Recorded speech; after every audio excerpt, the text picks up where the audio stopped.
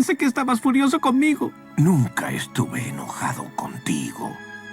Estaba triste porque temía que hubieras perdido el camino. Y me alegra mucho que hayas encontrado el camino hasta aquí.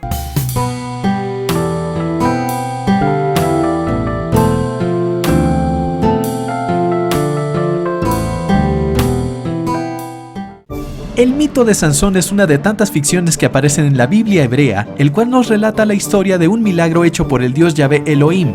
El mito dice que cuando el pueblo hebreo dejó de creer en Yahvé y comenzó a adorar al demonio Baal, Yahvé abandonó a su pueblo y permitió que fueran dominados por los filisteos durante un periodo de 40 años. Al verlos sufrir tanto, se apiadó de ellos y envió a un ángel para que le avisara a un hombre de la tribu de Dan, Manoa, que su esposa daría a luz a un hombre que liberaría a su pueblo de los filisteos, bajo la condición de que ella nunca consumiera nada impuro, como carne de cerdo o bebidas fermentadas. Como una condición adicional, pero que significaría su vínculo con Dios, a ese niño jamás debería cortársele la cabellera.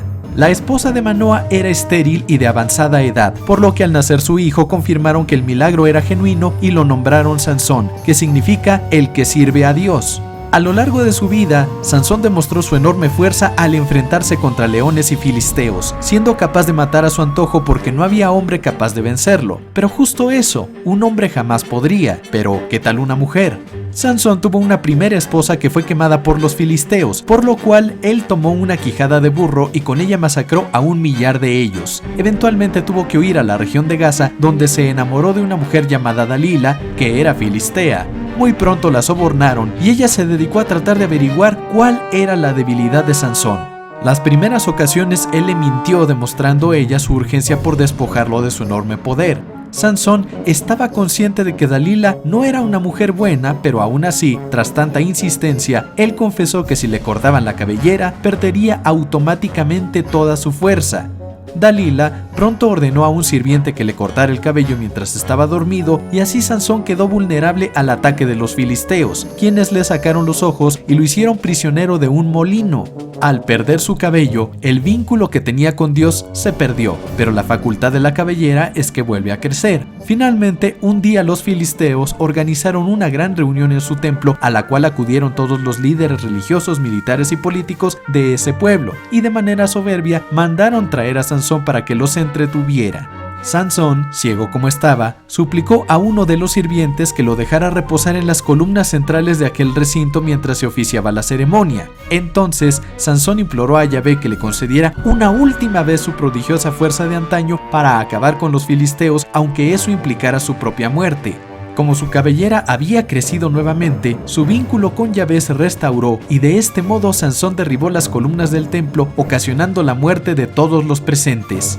De este mito es que brota la estructura del complejo de Sansón, el cual se refiere a personas que llegaron a tener un gran talento o habilidad para alguna disciplina y profesión y que por alguna causa perdieron la motivación para seguir haciendo aquello en lo que eran excelentes, o por lo menos estaban dotados de mucho talento. Este complejo también puede aplicar sobre personas que físicamente perdieron la capacidad de seguir practicando un deporte y que posteriormente con asistencia de prótesis pudieron seguir practicando, o bien con aquellas personas de a pesar de no volver a practicarlo como antes, se dedicaron a la enseñanza. Antes de tener esta connotación, el concepto complejo de Sansón había sido empleado por el filósofo Noam Chomsky en referencia al conflicto en la Franja de Gaza, donde aseguraba que los israelitas estaban tan obsesionados con apropiarse de un territorio que estaban dispuestos a autodestruirse en el proceso. Pero en psicoanálisis interpretaremos el mito de Sansón tal como el escrito original pretendía darlo a entender. Sansón no como un individuo sanguinario que como último recurso prefirió morir con el enemigo, sino como una pieza clave para la redención de su pueblo. Para que nos quede claro en qué consiste este complejo, hoy analizaré 3 personajes de series animadas que claramente tienen y cómo es que lo experimentaron. A continuación, Sebastián Derain presenta El complejo de Sansón en series animadas.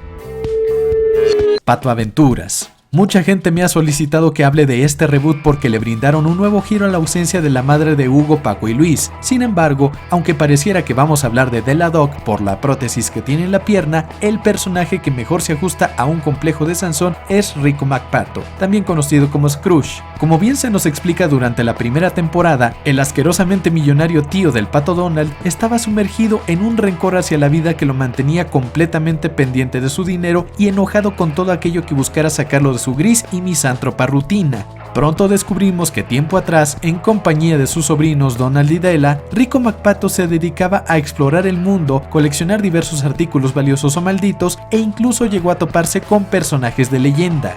Alguna vez fue considerado el más grande aventurero de todos los tiempos. Sin embargo, al intentar sorprender a su sobrina Della, por imprudencia de esta pata, terminó extraviándose, dejando huérfanos a Hugo, Paco y Luis. Al desconocer su paradero y tras años de búsquedas infructuosas, la relación entre Donald y Rico se hizo cada vez más tensa e insoportable, por lo cual Donald se llevó a los patitos para criarlos como si fueran suyos. Cuando la situación económica comenzó a apretar y viendo lo poco fiables que eran sus sobrinos, Donald tuvo que recurrir a su tío para que los cuidara mientras iba a una entrevista de trabajo. Aunque en un principio McPato se niega a estar con ellos, tras ver lo interesados que están sobre los enigmas y misterios del mundo y lo necesitados que están de crear un vínculo con él, abandona su coraza de rencor y busca establecer una relación más profunda con ellos. Así él vuelve a embarcarse a nuevas aventuras, tal como hacía con Della y Donald. Aquí tenemos el ejemplo de un personaje con complejo de Sansón que parece mucho más apegado al mito debido a que forma parte de una historia en la que existe una guerra muy añeja por el dominio de un planeta. Vamos a la serie de She-Ra y las princesas del poder. Light Spinner era una hechicera de Mystacor, quien temía que las fuerzas de su pueblo fuesen insuficientes para combatir a los Ordianos, quienes estaban ocupando cada vez más territorio. Era la mentora de Maika, un hechicero muy dotado y joven, quien seguía todas sus instrucciones por controversiales que fueran. Bastante pronto, Light Spinner comprendió que la capacidad de Maika era superior a la suya y trató de instruirlo para que se convirtiera en el hechicero más poderoso, inclusive si esto implicaba adentrarse en la magia oscura. Al tratarse de un proceso experimental con muy escasa teoría que pudiese orientarlos, inminentemente habría contratiempos, lo que significó una reacción sumamente brusca en la magia que Light Spinner y Maika pretendían controlar. Aunque el joven hechicero desistió del ritual, Light Spinner siguió adelante, lo que le brindó un poder inmenso con el que era capaz de vencer a cualquier hechicero que quisiera enfrentársele. Sin embargo, tener ese inmenso poder trajo consecuencias terribles para su salud.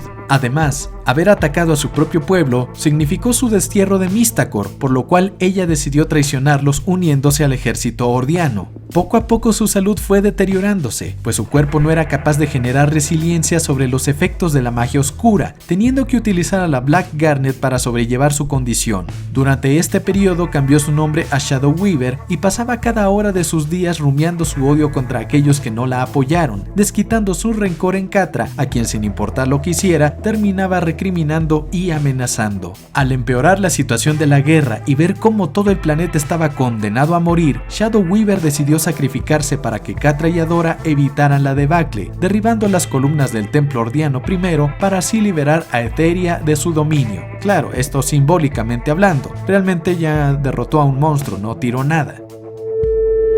Y aquí viene una serie que seguro es de las favoritas de muchos, Avatar, el último maestro aire, también conocido como la leyenda de Aang. También se trata de una historia repleta de batallas, conspiraciones y sadismo. Esta vez tenemos ante nosotros a un personaje que seguramente la mayoría tiene en muy alta estima y quien permitió la redención del príncipe Zuko, al mismo tiempo que se encargó de hacernos ver que no todo el mundo en la Nación del Fuego era impulsivo ni estaba a favor de la guerra.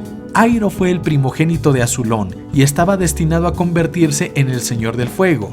Fue Iroh el último en visitar a los Guerreros del Sol para acceder a las enseñanzas de los originales Maestros de Fuego Control, pero dado que era una práctica común cazar dragones, tuvo que mentir diciendo que había matado a los últimos que quedaban, asegurándose de que el mundo dejara en paz a los Guerreros del Sol y así los dragones pudiesen perdurar. Debido a sus prodigiosas habilidades, Iroh llegó a ser general de la Nación del Fuego y se propuso tomar la gran capital del Reino Tierra, Ba Sing Se, la cual estaba resguardada por un muro gigantesco e impenetrable.